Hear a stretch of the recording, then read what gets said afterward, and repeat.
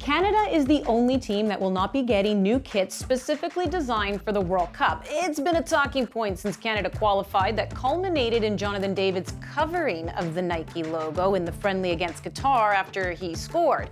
Well, some footy fans took matters into their own hands. Toronto Men's League club FC Cold Sand has designed a jersey that celebrates the past and present of Canada soccer. Joining me now is FC Cold Sand gaffer. They play out of Toronto, Michael Wagenknecht. I went with the German pronunciation there. We know all the talk that's been going on with the jersey, or lack thereof, a new one for Canada at the World Cup. You decided to do something about it. You're wearing it. Tell us about this kit. Well, there's a lot of history about soccer in Canada, and we wanted to make something that kind of gives a bit of a nod to that. Not just throwing something out there that, has been worn already or it seems modern. We wanted to give a bit of a nod to the history. It's been 36 years since we have been at a World Cup, and we feel that there's a lot of people in Canada that have been around for that, and there's a lot of new Canadians that, football is just ingrained in their culture, and they know about the history of football. And something like this just gives a nod to it with the simple trims and details, the long sleeve. And we feel that people can connect to that through nostalgia and also through community of, the world sport that it is, football. I do love the touch of the long sleeve as well, just simply because it's happening in November. And I always say if Canada does go on to get a result here, we're either doing snow angels or having a snowball fight. So you need to be kept nice and warm.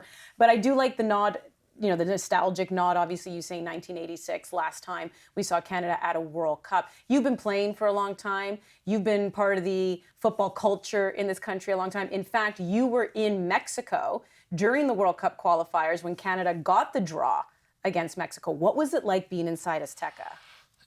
My bones were really shaking in there. It was incredible. The sound, the atmosphere, you just felt you were sucked into that and your eyes could not go away from the field. It was quite incredible, and it's actually something that we see happening now in BMO field where I was, and towards the latter end of the qualifiers, my bones were shaking as well. So it shows that we have this here in this country, and that's where we're going towards. Yeah, you feel it vibrating in your chest. You also play. Do you play in the wintertime? FC Cold Sand. What's the story behind that name? Yeah, so Cold Sand, kind of self-explanatory, but kind of not. We kind of just embrace cold. We play through the winter, when field times aren't as accessible.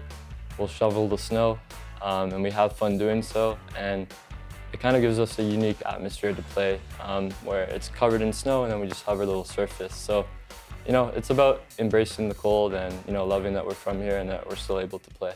Well, listen, we know a lot of fans have been doing some great things to show support for Canada. This is what you have done. It's fabulous. A nod to the history of football in the country. So good luck with your season, and thanks for taking the time coming on in.